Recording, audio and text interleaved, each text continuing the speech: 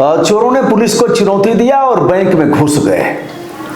रात के अंधेरे में चोर बैंक में सेंध लगाया, सेंध काट कर बैंक में घुसे। और बैंक कोई मामूली बैंक नहीं है, यह भारतीय स्टेट बैंक। बैंक में घुसते हैं और घुस करके राड और अन्य लोहे के हथियारों से गोल्ड का स्ट्रांग रूम तोड़ देते हैं। तोड़ने के बाद करोड़ों का सोना लेकर के चंपत हो जाते हैं।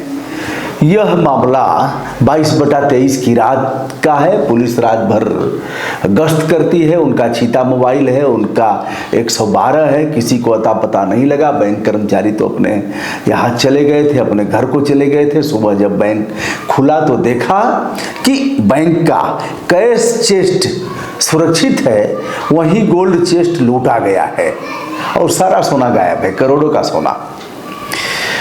साइबर अपराध सक्रिय है इस देश में। बहुत सी घटनाएं ऐसे होती रहती हैं। लगातार लोग आपके बैंक अकाउंट से पैसे निकाल लेते हैं। अनेकानेक प्रकार के साइबर अपराधी अपने अपने कारनामे दिखा रहे हैं। पुलिस उनका पता लगा रही है, कुछ पता भी नहीं लग रहा है और लोग परेशान हैं। ऐसे में पुरानी परंपरा जो चोरों की थी सेंधमारी की, वह लगा करके हथियार गैंता और रंबा लगा करके तोड़ते थे, सेंध मारते थे, उसमें घुसते थे। कई बार चोर मारे गए, कुछ की जान चली गई, लोग जग जाते थे। कुछ जगने के बाद लोगों की हत्या भी कर देते थे। चुराते थे गेहूं चावल और कुछ ऐसे ही सामान चुरा लेते थे। कुछ कपड़े उपड़े चुराते थे, कुछ उसी में सोना और कुछ द्रव्य हाथ में लग जाता था। लेकिन यह तो अपने ढंग की अलग चोरी है। कमिश्नरेट बनने के बाद यह घटना हुई है। बीपी जोगदंड जो वहाँ के पुलिस कमिश्नर हैं, उन्होंने बताया है कि फोरेंसिक टीम हमने लगा दिया है साहब, और हम जल्द ही पता कर लेंगे। कुछ लोगों का लिया गया है फिंगरप्रिंट। और यह भौती थाना क्षेत्र है, सचेड़ी, कानपुर का सचेड़ी भौती शाखा है और सचेड़ी थाना क्षेत्र है। तो दोस्तों, इस तरह से जो घटना हुई है यह उत्तर प्रदेश शासन के लिए एक बड़ी चुनौती के समान है। बैंक सुरक्षित नहीं है, स्ट्रांग रूम सुरक्षित नहीं है और लूट करके चले गए। पुलिस की गश्त और यह सब सारी चीज़ें धरी की धरी रह गई। बताते हैं बैंक के पीछे झाड़ झंखाड़ है, उधर किसी का आना जाना नहीं है और लोग जल्दी सो जाते हैं। नहीं सोएंगे, जग करके भी क्या करेंगे, जगेंगे तो अपना ठीक है। तो सोए हैं, रजाई में दुबके हुए हैं, टीवी देख रहे हैं, मोबाइल चला रहे हैं। जब मोबाइल चला रहे हैं तो और कुछ उनको नहीं दिखाई देगा, अगल बगल क्या हो रहा है कुछ नहीं पता लगेगा।